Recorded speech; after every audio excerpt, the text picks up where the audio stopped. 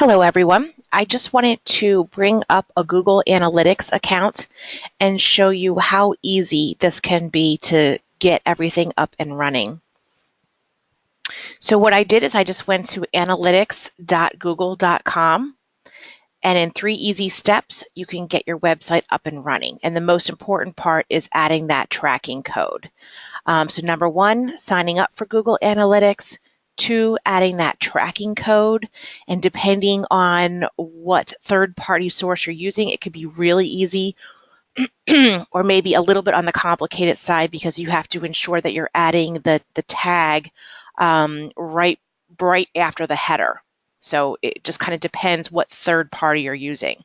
And then, of course, sit back and wait and learn about your audience so that you can take strategic steps to ensure that you're maximizing every single advertising dollar. Okay, so let's get started. So as you know, my company is eKnowledge Bookshelf, so I went ahead and just pulled that up to have that handy. I also use GoDaddy. So this is my site. Let me minimize this.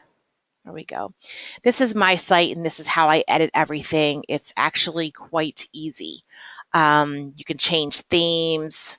You can add pages. Site settings is where we're going to be hanging out.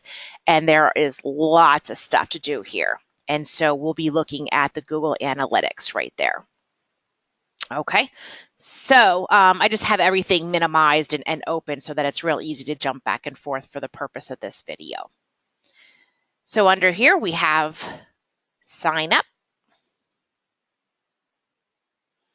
And so what we're doing is using a website. So we want to track a website. Can say, let's say test 2. So I'm going to have to go back and delete this. Website name, I'll just say EKB, eKnowledge Bookshelf. And then I go into here and copy and paste. Pop that in there. And then there's a couple of options here for industry category. Oh, I could probably pick business. I would like to see advertising or marketing, but that's not in there. So let's go with business. And I am on East Coast time. And data sharing settings, I typically leave most of these unless they bombard me with a lot of marketing material. Then I'll go back and make those changes. But initially, I just let those go. Get tracking ID. I accept.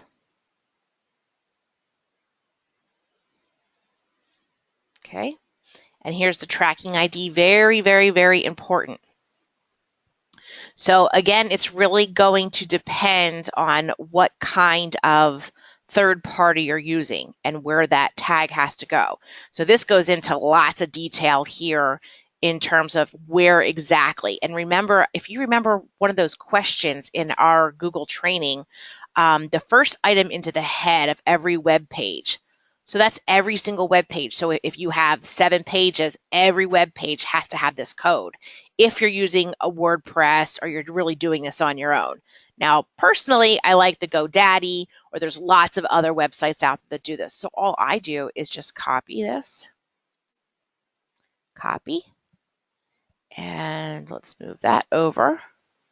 I go back into my site, and I just in here, and then I hit publish. And you can see with Google Analytics, you can track how and when your customers are browsing your site. All you need to do is enter your tracking ID and we'll do the rest.